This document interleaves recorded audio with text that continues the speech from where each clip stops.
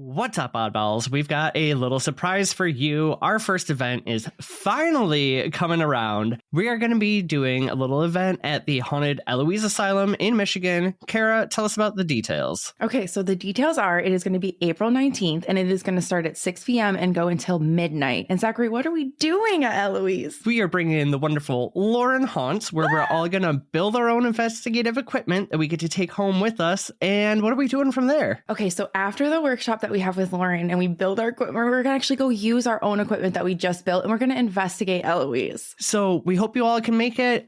Tickets are going to be very limited. We're holding it for 20 people max. The link is down below. And Kara, let's wrap this up. Well, we hope to see you there, and we hope you creep real, you eyeballs. Goodbye. Bye.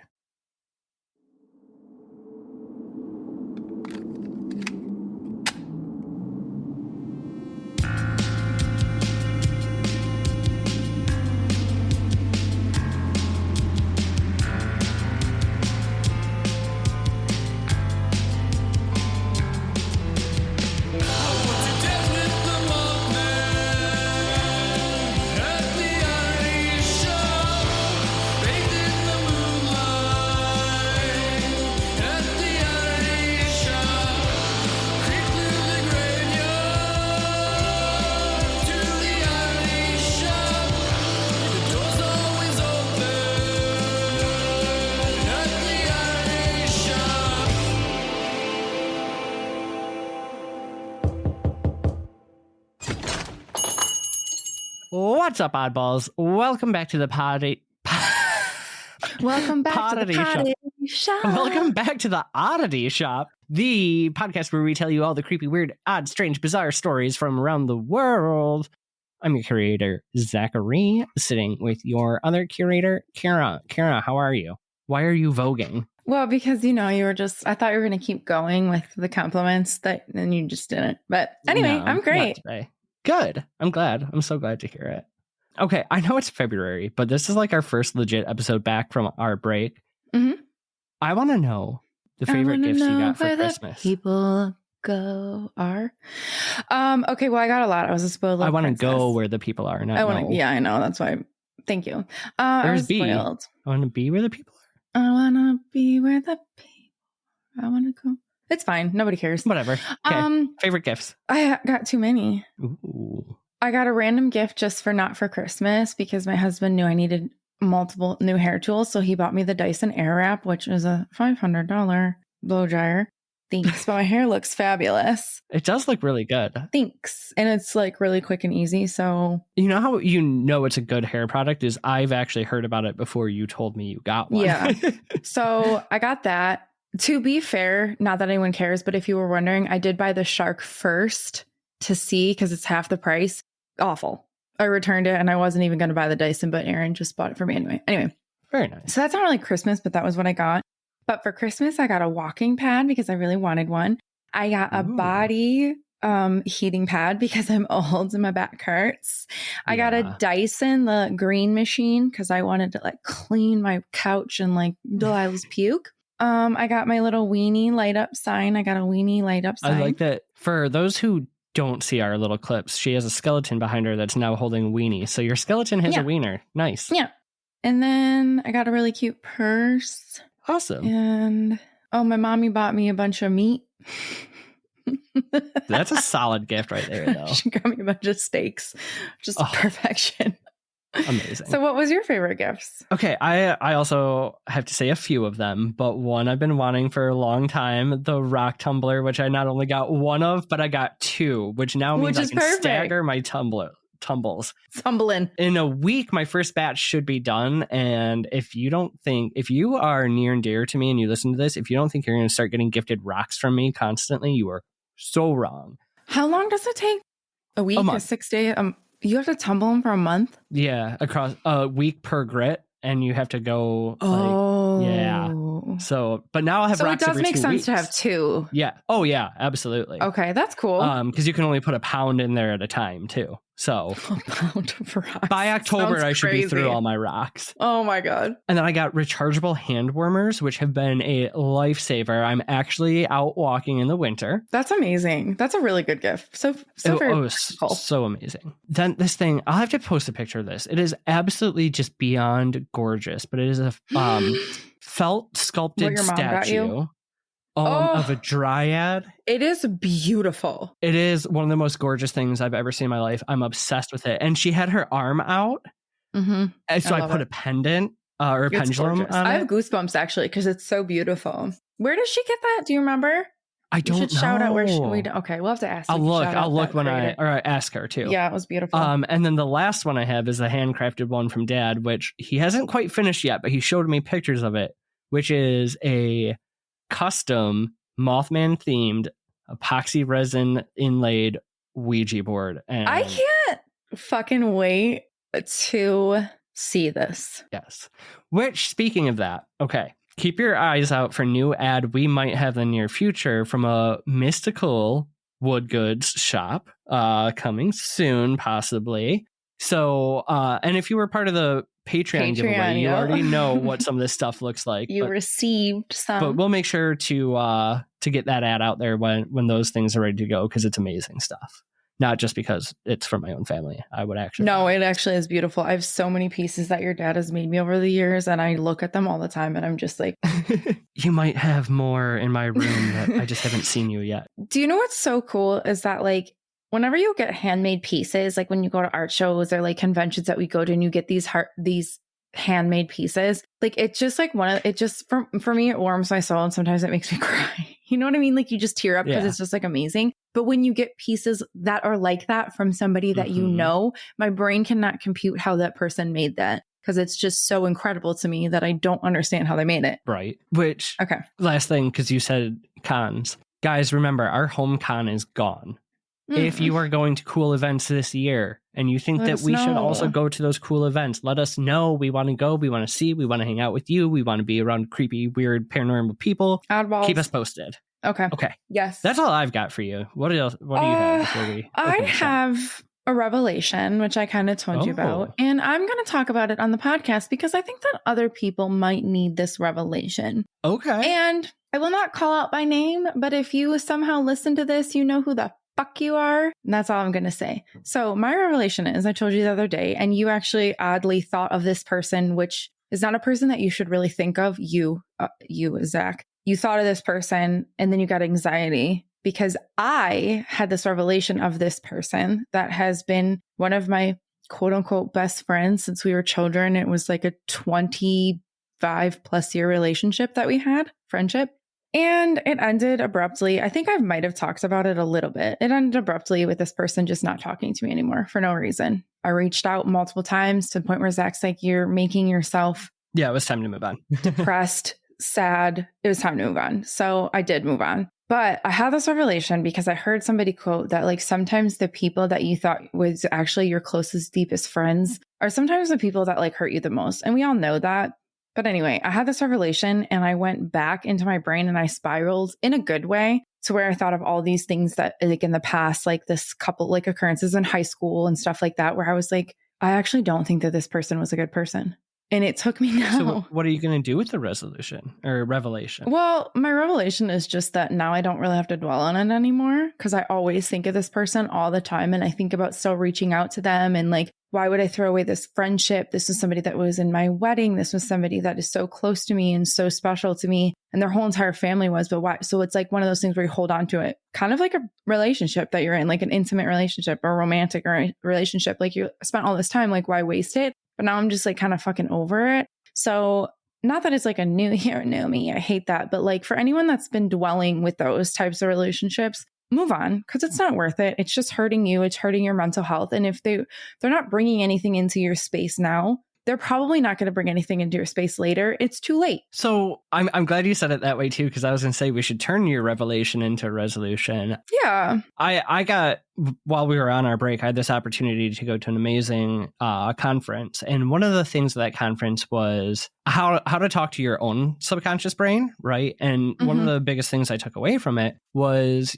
you can only control the things you can control, right? You cannot control external things that happen to you, but you do have control over the emotions that you take from it. And one of those things they said in there that was kind of like mind-blowing to me, right, is if you think about your brain like a computer, your subconscious is everything that's running in the background. Your conscious is your tabs that are open, right? Makes sense. But at any point on your computer, you can go and so if your computer is processing 2 billion bits, right, or 2 million bits, what you're seeing is 156. And they kept saying you can grab whatever 156 you want. So you can either, in your case, right, grab the 156 that says, I'm mad I wasted 20 years on this person. Or you can grab the 156 that says, you know what? I did everything I could as a human being. Yep. I can't do anything about them. I can choose to let them go. Perfect. So I think 2025, if people aren't, adding, and hear this right, adding value to your life. And I'm not saying like they have to give you things like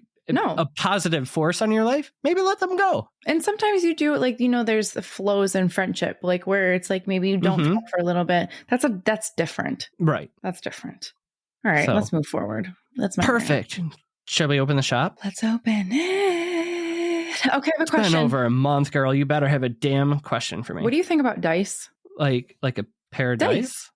I feel like if I have dice in my hand, somebody better be playing Monopoly with me because nobody will anymore. It's not me. No, my husband will, but I won't be there. I know. Every time we've tried to play, you were unfortunately there. It was one time. Yeah, it was one time. And I just forgot how to play the game. And you both were like, we can't do this. This is unprofessional. I'm like, okay. We did not control our emotions well. No, you didn't. Okay. What about haunted dice? I've never experienced them, so I don't have any thoughts. Okay.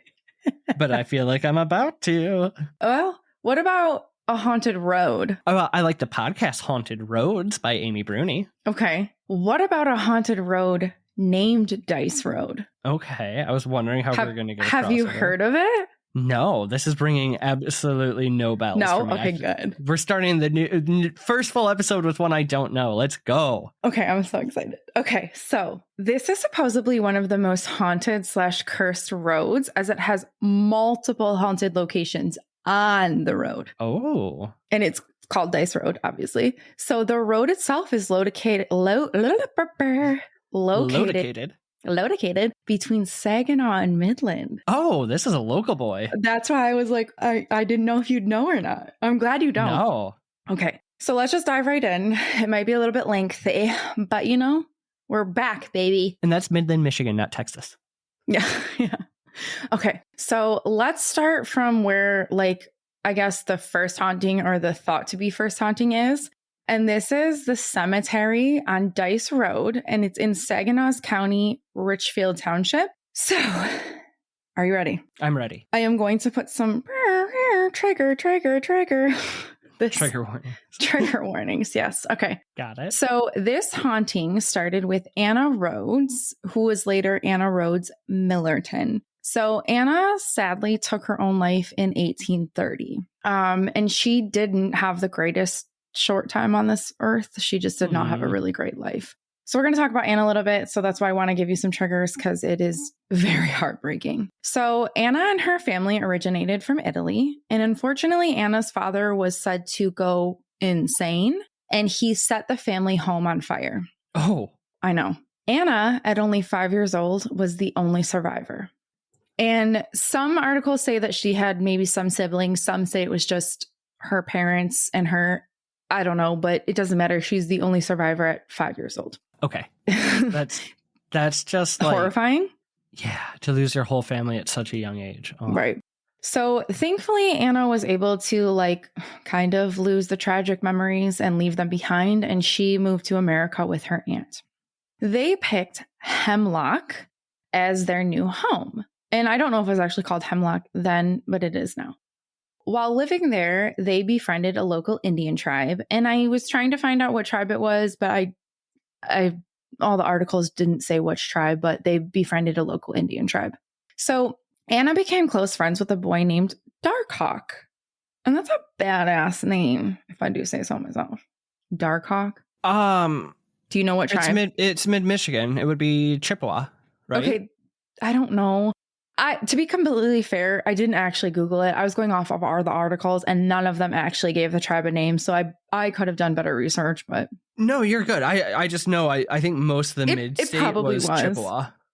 Okay, so Anna and Darkhawk grew up together because obviously she moved there when she was 5, so she was very little. And as Anna grew up, she grew to have feelings for a boy named Jonathan Millerton.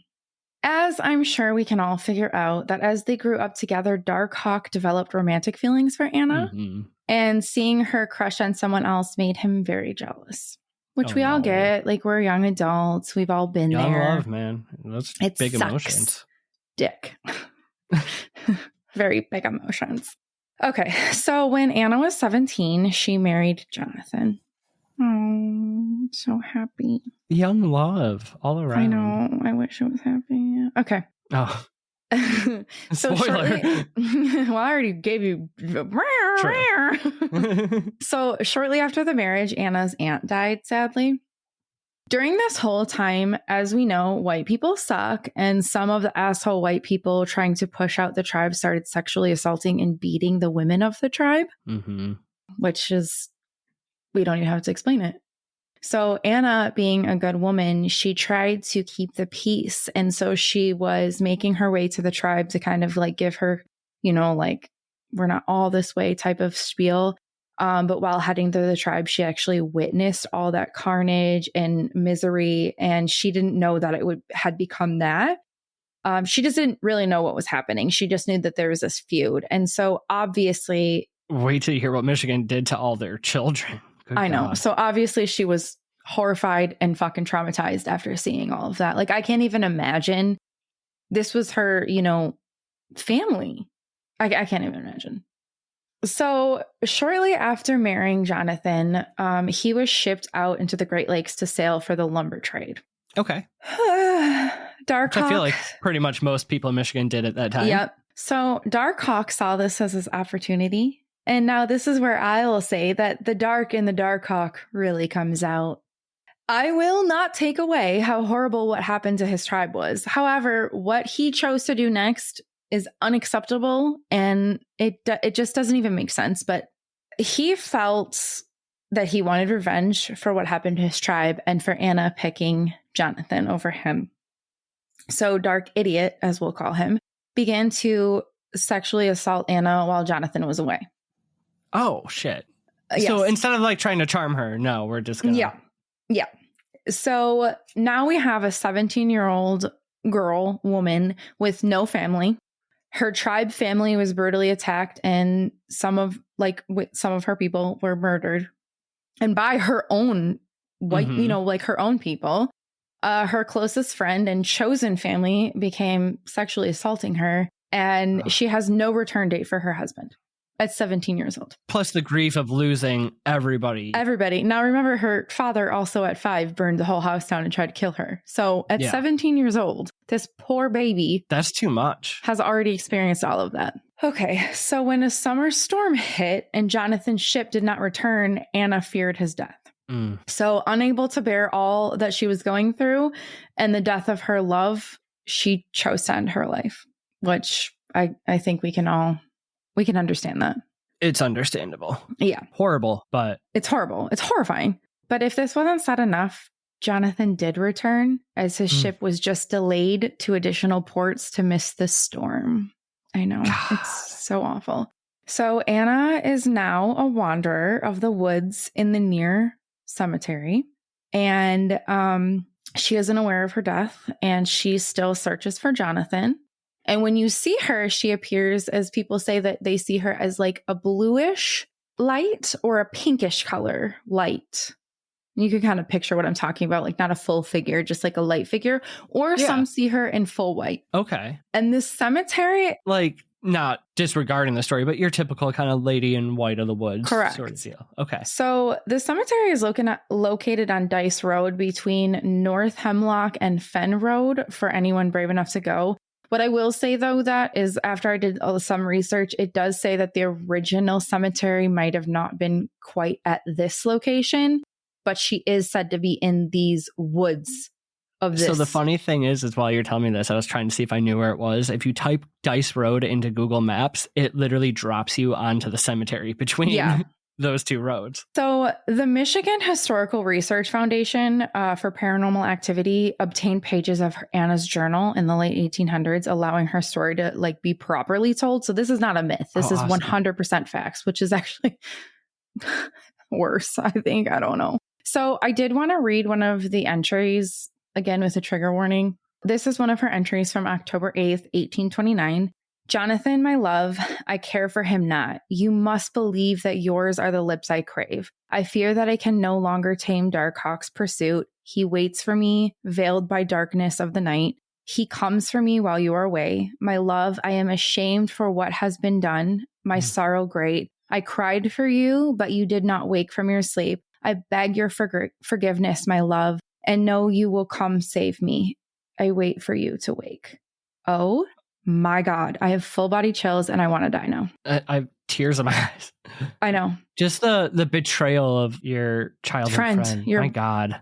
This is it's not the same, but this is why I started this episode with my revelation. You know? Yeah. That was a little bit of a correlation. I see it. So horrifying. So sad. So tragic. Just this poor, sweet baby angel Anna.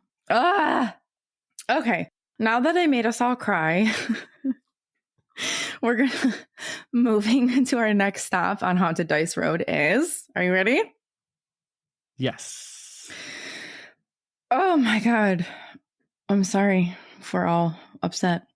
The Iva General Store. Okay. You're looking at me like I should know. I'm not going to know any of these. I know you're not. I was just waiting for you to like say so. You're like, okay. Okay. I didn't know you were going to pause that long. I don't think I knew, to be fair. All right. Tell me about the general store. So this building was established in 1845, located on the corner of Iva and Dice Road. And I hope I'm saying it right. It's IVA. So I think so. Be anything different, but it was once a post office, a general store, and then an all-around gathering place for the town. So it was said that on Friday nights, local farmers would come to the Iva General Store and sit around listening to the boxing matches on the radio. Oh, isn't that cute? That's kind of fun. Sports. Okay, so does nothing for me. So the Iva General Store is the only building left from the original town after a plague came through and resulted in a quarantine and the eventual burning of the entire town. Oh my God. So it's kind of cool that that's the only building left. Did they get the people out? Some. That's one way to deal with it. I know. So here's a quote from an article from the Bay City Times. So paranormal expert and ghost hunter Steve, quote, Prozac Shippey, who also produces a series of films about hauntings around Saginaw County, said the town perished when most of the residents began to die from outbreaks of smallpox, diphtheria, and malaria. Shippey believes the spirits still frequent the home. And then he's quoted saying, "Look at what happened here. All of these people died from these horrible diseases. Their whole town had to be burned down, everything, bodies, clothes, buildings, church." So it's thought, like the thought is that it's still a gathering place for lost souls, which makes sense because if it kind of was that central, it was the post office and it was a general store. And then people kind of gathered there like for Friday nights. Like it kind of makes sense. It's the only building left to be a gathering place. You know who that is, right? His middle name is not Prozac. That's the rapper from Michigan, Prozac, who also does paranormal. I know. He does rapping. Yeah, I did know that. But they quote him being like Prozac. Yeah. And all the other articles were like, local rapper. I have no fucking idea what rapper you are. So I haven't heard of Dice Road, but I have heard of Prozac. Sorry, Prozac. Do you want to come on the show? Let's do it. Let's have a wrap off. Mary Lou style. Okay. So anyway, that does make sense though. It's the last building or the only building. It was already a gathering place. And I couldn't find anything that said why it was why that building didn't get burned down. The only thing I can think of is like, and this is totally, I could be so wrong, but like when I picture the general stores up by my parents' house, they're almost always made out of stone. Because if they were kind of meant to be that like meeting place, right? They're kind of I mean, more, if you like, look at pictures of it, it doesn't look like it's built out of stone, but it could be, maybe. I don't know. I'm just, you might be right. I believed whatever my mental image showed me. No, I'm the same way. All right. So I'm not sure if Mike and Celeste Midcalf are still the current owners, but in 2017, at that point, they had lived there for 10 years. Okay. So unfortunately, this is no longer a general store, which I think would have been really cool, but it's now a home. Gotcha. So while living and renovating the Iva General Store, they did experience odd occurrences. Of course they did. So I would feel something brush up against my head while working, Michael said. One time my power saw and the lights went out. I knew the wiring was old. When I had it redone, I still had the same problem. And then he also stated that the more and the longer he would work, the worse these occurrences would get. Listen, ghosties do not like you renovating their shit. No, and if this is their gathering place. So one night the couple could hear the washing machine running and neither of them had started any laundry. And then when they went down to inspect it, the washer was actually filling up with water. Ooh. Now, these though are the type of ghosts that I want. Yeah. Do my laundry. Clean my bathroom. Let's go. Yeah. Isn't that cute? I kind of like that. Did they put clothes in there or was it just empty? Because if not, then they're just running up the water bill. I know. So after a while, the couple said that they had to just like acknowledge it for what it was and that the hauntings, like they just weren't going to stop. Yeah. So instead of it just being like, these are weird occurrences, like they just had to own up to it. Like these hauntings are not going to stop. It's just been too many. And yeah. Yeah. And they just had just so many weird things. So if it started hurting me or destroying property, it would be a different story, Celeste said. All right. So now what are your feels so far of this road? Because we have this, and I'm going to give you some time to discuss. We've got some time for it. So we've got this. Well, you go. Okay. So we have the cemetery. We have the general store, which is, I think if you expanded, because like, okay, look at the map, right? The road covers a large geographical area. So I feel like as of right now, you could probably take most roads and find 2 haunted places. So I don't know if it's anything crazy out of hand yet. Okay, what I will say, from the cemetery to the store, it's probably a 5-minute drive. Okay. Still probably not the only 2 haunted places within 5 minutes, but it is starting to build a case. I will give you that. That's my feels. Oh, okay. I didn't know if you had I don't have too many words for you right now. All right. Moving further down Dice Road, we get to the Michigan Hell House. Oh, this one I think I've heard of. Now, how far is this from the other 2 locations? Are we still in a 5-minute radius? Or from the general store, this is probably maybe a 5 to 10 minute drive from the general store. Okay. Maybe 12. I don't know. So the Michigan Hell House, or it's called Pomeraning. I can never say their name right. It's Pomeraning. So Pomeraning. It's like Pomeraning. I kept saying Pomeraning, but I don't think it's right. But we're just going to say it. So, or the Pomeraning family haunting. So there's a documentary on this called Michigan's Hell House, and there was some other stuff. So you might have maybe seen that or heard of that, or maybe it's in your book. That might be why, because I don't know the details, but I've definitely heard of the Michigan Hell House. Yeah. So I'm going to just say, I think it's, I'm just going to say Pomeraning, and we're going to go with it. So the Pomeraning family consisted of Harold and Mabel, along with their 2 sons, Dwayne and Terry. Okay. So in 1951, the 1-story, 2,300 square foot home on Dice Road, which is now in Merrill. So the other 2 locations were in, Jesus Christ. Hemlock. Thank you. This is now Merrill. Hemlock and what was Iva? Well, no, they're both Hemlock. Iva was the corner road. Gotcha. This house was built. Okay. So between 1974, though, so 1951 is when the house was built. So between 1974 and 1975, the Pomeranings had horrifying experiences.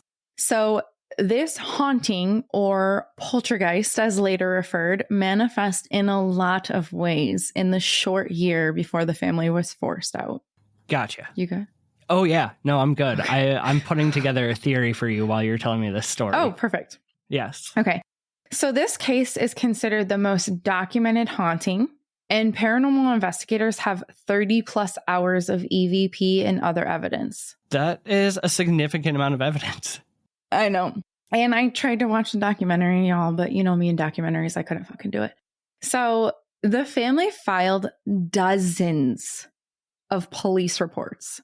Can you imagine? That's crazy. I mean, not crazy, but can you imagine keep calling the police because of all these occurrences over and over? What do you say to the police? Right. The family had so many cases of strange disturbances that the police actually started surveillancing their home without the family even knowing. Oh, should see if they're faking it or figure out correct, or what was going on. Okay. So I was able to find some of these reports. Ooh, hit me with So I'm going to read them to you. Now, what I will say is that they're very old and they're very hard to read, so please bear with me. But I am going to read you a couple of reports, okay? Okay. All right, so let me get out my handy dandy phone because I have them on here, some pictures for us. Okay. So this one, the date of the original complaint was October 31st, 74. Ooh. What I will say is, like I said, there's dozens of reports and complaints. So I don't know if this is one of the first ones. I couldn't tell you. This is just the couple that I could actually find where they're actually the original reports that I can read for you. And let's talk about this for a second, though. As a cop getting a call like that on October 31st, are you going to take that seriously on the first report or whatever report this is? Probably not. Either way, if it was the one of the first or not, you're going to be like, it's Halloween. This is crazy. Okay. At approximately 6:55 p.m., and it's really hard, but I think it's McGaw and Miss Betty McGaw arrived at the above address, which is their home. Mm-hmm. The Pomeraning advised us that they had pounding again at 6:30. I called deputy and was informed that the call came in at 6:38, it looks like. So it started at 6:30. They must have called at 6:38. Unknown to the family, Sergeant Clark and Cole Spire, I think that's what it is, had the house under surveillance. Spire had the south end and the east side covered, and Sergeant Clark and I had the west and the north side covered. So this call comes in, and they don't even know their house is being surveillanced at this time. So they're already there. Yeah, every part of their home is being surveillanced, which is crazy. Checking with both officers later in the evening, nothing was seen moving around the outside at the time of the pounding took place. Okay, so then this is the Sergeant Clark's report. I asked each member of the family where they were located at the time of the knocking. The mother was in the living room, and the oldest son was washing the dishes, and the youngest son was drying the dishes. Okay. Mm-hmm. So that's that part. So then this is the 30th. This is the report from, I think it's McGaw. I and wife visited the Pomeranings, and as we entered the home on Dice Road, we heard knocking. We could not tell where it was coming from. During the time of the knocking, a neighbor was watching the back of the house and the west side. He did not see any movement outside. So now you have these police officers, though, actually witnessing this. And when they say knocking, it was pounding, the house was shaking. It was not just a knock on the door. It was pounding. Kind of is giving me the start of possession, right? Amityville, Conjuring House sort of deal, because that's usually how those things start. Is that it's they said the house was shaking. Yeah. Mm-hmm. Okay, so then this is another one based off of their surveillance and stopping by on the 26th, so October 26th. So around 9:50, same one, and wife parked in the yard next door to the Pomeranings. Shortly after we arrived, a call came over the radio, and there was knocking on the southeast corner of the house. We saw nothing moving on that side. We could see the southeast side of the house. So then the end of the report was there will be a meeting with all officers involved to decide what the next steps will be to take. Call the Warrens. I mean, at least for that time period. Do something. I don't know, but isn't that wild though that that you have all of these people like on all sides of this house. And it's not that big of a house, but you have all people on these sides of this house watching. And then you have people inside of the house, officers experiencing this, but no one can verify what the fuck's happening. So wild. I mean, it just, to me, gives evidence that something supernatural was likely going on. Okay, so then this is kind of like the continued report, but this is like the official report of the I was going to say stakeout, but the surveillance. So this is not the report of like what happened, like, or, you know. Okay, so these officers arrived in the area at approximately 5:45 and took up our planned positions. Spire was located approximately 100 feet to the east of the house, where we could observe the northeast and the south side of the home. This officer was located on the west of the home and the north, south, and the west sides of the home area. This is so weirdly written. The officer was approximately 150 feet from home in the depth of the west side of Chapin Road. A short while after taking position, this officer observed the youngest son come from the home and walk the dog to the doghouse just southwest of the home and scrape a metal object. So they're trying to be really thorough with this. Like, this is like, it could be anything. I think what they're looking to do is just anything that could be naturally explained. Exactly. It is believed that he was feeding the dog. Having done this, walked back to the home toward the south wall. Approximately 5 minutes later, this officer observed the same subject come from the north side of the garage and walk around the doghouse and stop. He stood there a short period and went back to the home by the first route described. At approximately 6:30, this officer was advised by a dispatcher that someone was pounding on the house. So this is when the call came through. Right. So they saw all this and then the call came through. This officer requested dispatch to call the party and get locations of the noise. So remember, he called and asked where everybody was. The two boys were doing dishes, blah, blah, blah. The dispatcher reported that noise came from the north side of the house. This officer took no action as no person or animal was observed moving or being, I don't know what that says, on the north side of the home. And I can't read the rest because it is like so faint, but it basically just at the end it says they left the home for approximately 1 hour after all of that. So it's just crazy how you can see both documentation from multiple people. Nobody knows what's going on. Interesting. Okay. What are your feelings so far? Well, I mean, if you have that many people backing up and giving the evidence, like, I do like that they kind of went into the nitty gritty of like, oh, he came out and did this, like explained away the natural things. It's surprising to me that police work is going to lean that much into like, you know, maybe it's something. Yeah. I guess they didn't say unnatural, but they're obviously they don't know, acting in a way that kind of proves it. Yep. So that was all October. This one jumps to January 5th of 75. Okay. So this officer was dispatched to the above address about 2:30 p.m. Upon arrival, this officer was informed that the sergeant from Lansing had spent the night at the residence and had departed about 6 a.m. Nothing had happened until about 1:50 p.m. The officer arrived at about 3 p.m. So now at this point, they're actually having people stay the night at this house. Officers. And the owners still don't know this, or they do now? No, they do know this at this point. They're just getting so desperate that they're having, like, they keep calling. So these officers and deputies are staying the night to see what the hell is happening. Doing a stakeout. No, yeah.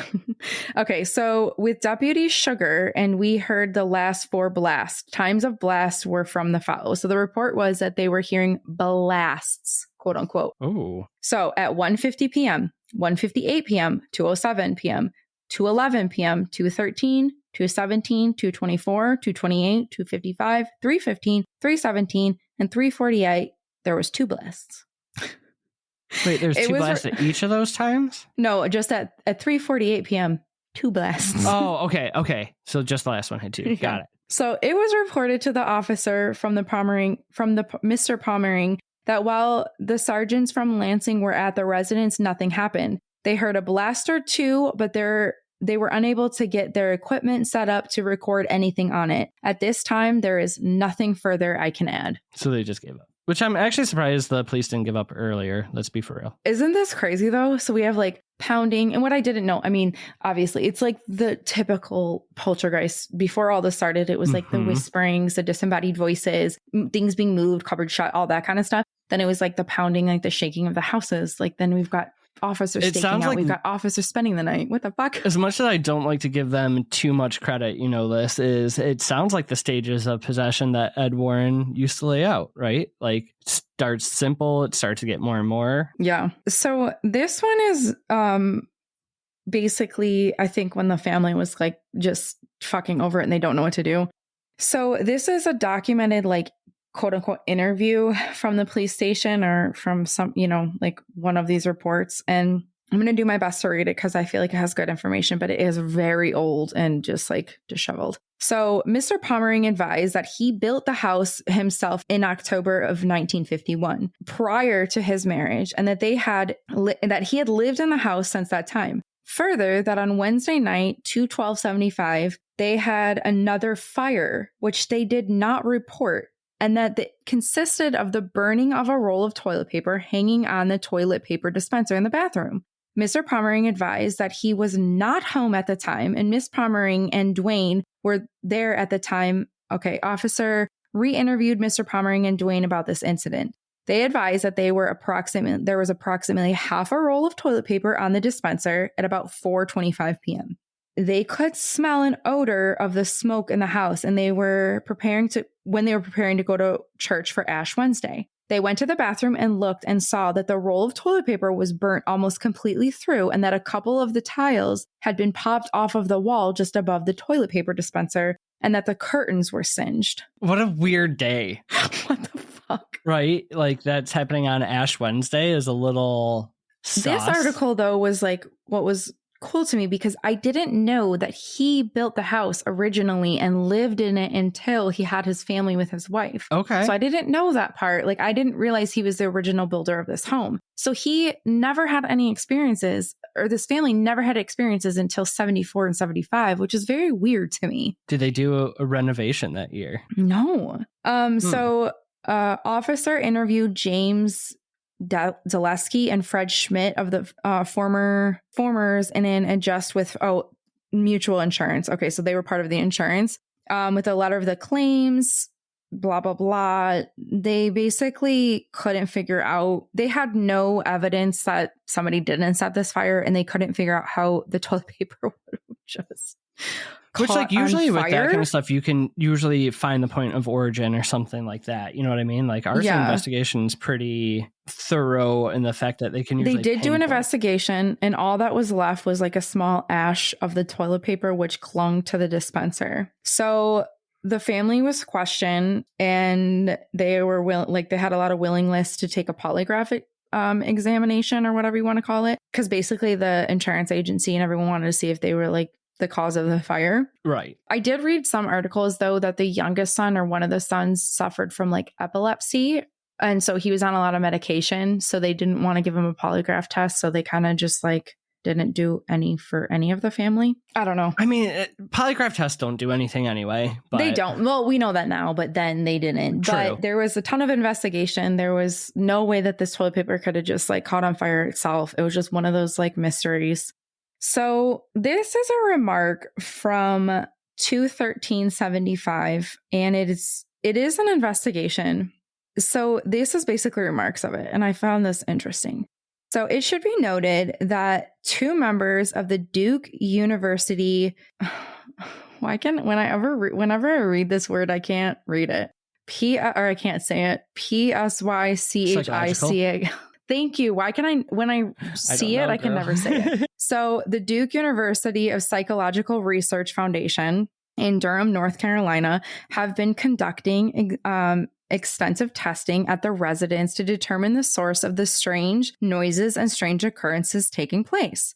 It is felt by all parties involved that there is some supernatural phenomenon occurring in this location, and that it also could be the cause of the fires which have occurred. It is the understanding of the unresigned officer that the burning of the roll of toilet paper is next to humanly impossible when it is rolled up in a normal toilet paper type roll. Oh, yeah. As it is unable to get significant oxygen to produce enough heat to sustain burning. However, tests will be made in regard to the roll of toilet paper by officer.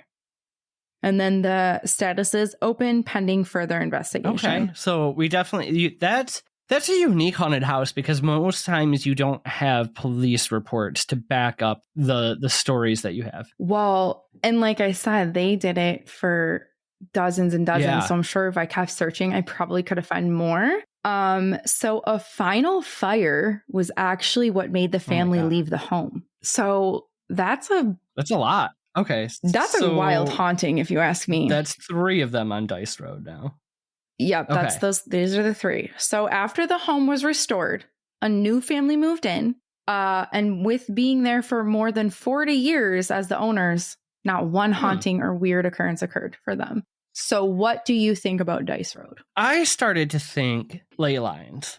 So and that's where you kind of saw me looking off to the side, right? Like if it's all happening along this road. Were you looking up the I map? did pull up a map of the area and I pulled up a map of ley lines. Now, with that being said, ooh, this is so exciting. Don't get too excited because well, I just meant I'm excited because you did all this research really quickly. There's kind of a bit of a gap in ley lines in this area. Well, you know what I will say though is did you look up the original cemetery? Because like I said, so the ley lines actually pretty much skip Saginaw and Midland. Oh, shit. Except never mind. There's some weird shit on ley lines in Michigan that I never knew about. So while the lines don't fall there, ley lines make a giant pentagram over Michigan, all converging in the center on Sault Ste. Marie, where they used to have Paracon, and there's a bunch of paranormal activity. I'm doing an entire episode on this. So shut the fuck up. I don't think it's ley lines anymore, but you know, if you know my favorite theory, right? Cursed Indian grounds, because it is Chippewa. I think Michigan is just one of those states that now looking at the ley lines, that makes sense to me. But also we are surrounded by so much water and naturally occurring minerals and rocks and stuff that all hold on to energy. That if we kind of go back to Becky's story on our last listener write-in, right, of she might not believe in spirits, but she believes in energy being held, right? So yes, obviously, if we go to your first story, that's a lot of negative energy portrayed. It would make sense that something would linger behind. A lot. You have the meeting place now, right? This is where everyone gathered. Lots of good energy. I'm wondering with this last one, if it was maybe tied to the family of either some sort of attachment or poltergeist or something that came from their energy. So maybe there's something in the formation below Dice Road with them. Maybe some underground springs or minerals or something that is maybe not directly causing the paranormal activity, but is a perfect breeding ground for energy to remain kind of stagnant for some time. Yeah. That's what I got for you. But it is weird that it's all along this like one road. Well, I might have done something crazy. Did you go? And so yesterday I spontaneously drove the hour and 15 minutes to check out all 3 locations. What'd you find? Did we see the lady?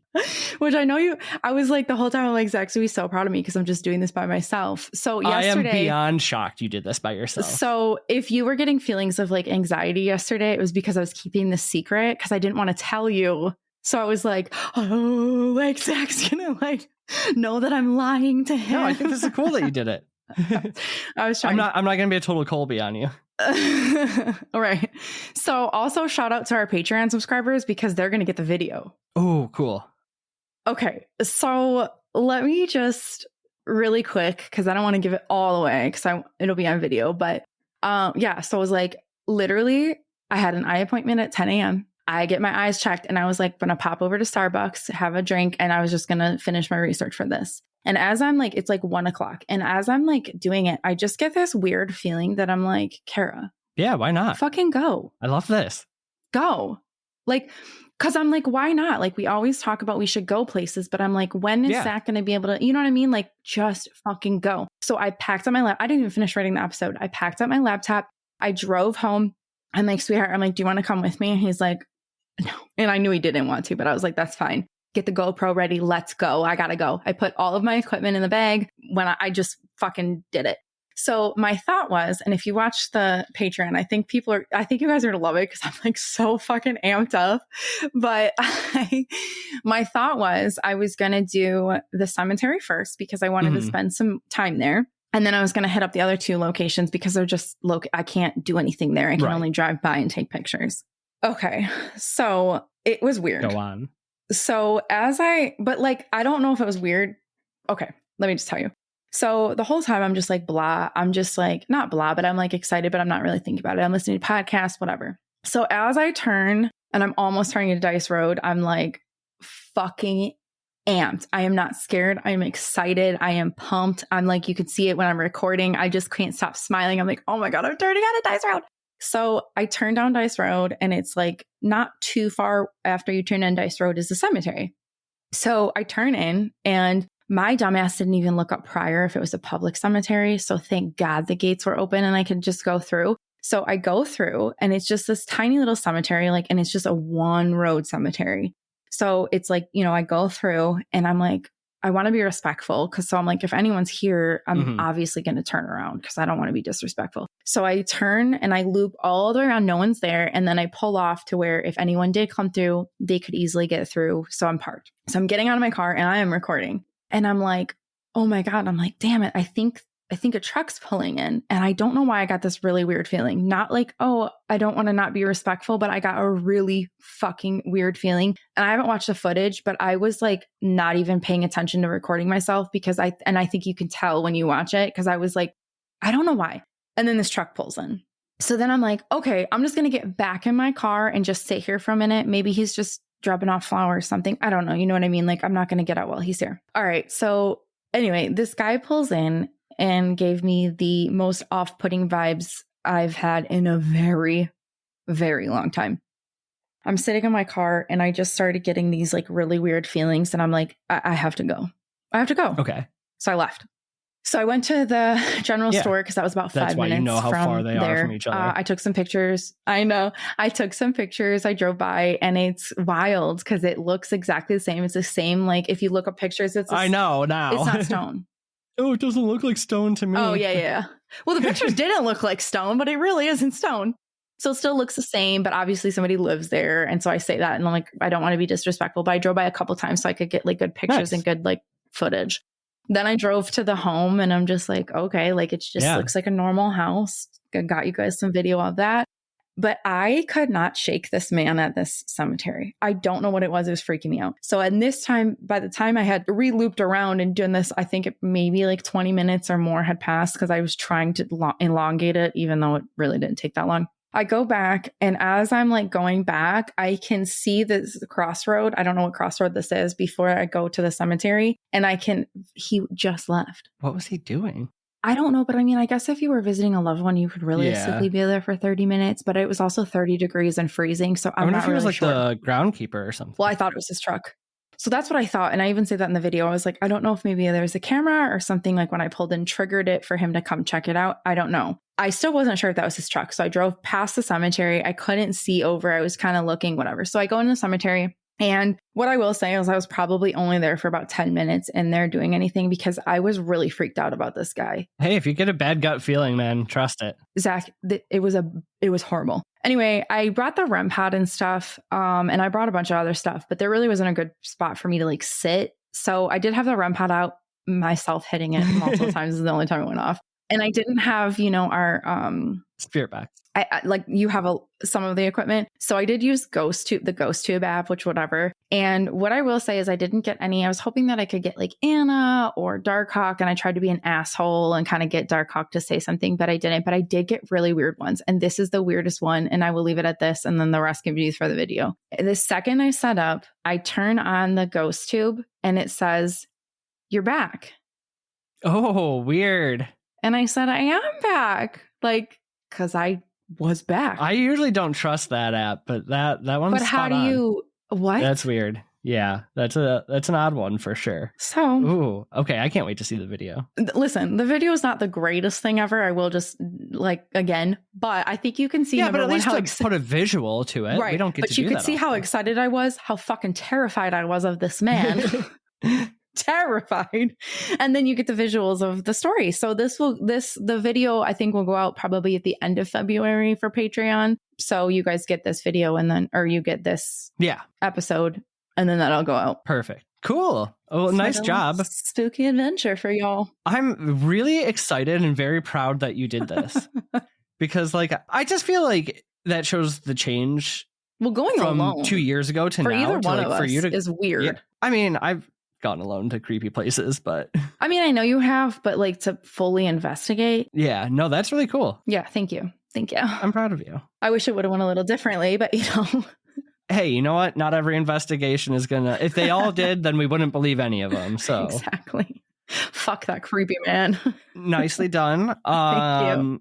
I think our emoji for this episode has to be a dice or a die. Perfect. I didn't even think of that. All right. Michigan listeners, if you have any stories from Dice Road, let us know. Yeah, I did try to look up some Reddit. Couldn't find any good ones. Fair enough. Well, it was our first week back. We went long. So shall we wrap this shop up and get out of here? We shall. Leave us a dice emoji or a die emoji, whatever it's called. We love and appreciate you. Thank you so much for being Patreons. If you are, we really, really appreciate you. And give us some, advice or things that you want to see. Absolutely. And hopefully you like my solo investigation video. But anyway, that's really all I have for you guys. Thank you for being appreciative of us. We appreciate you. Thank you for understanding our break. And again, the most important thing that you can do for us is to creep a real yard balls. Goodbye. Bye.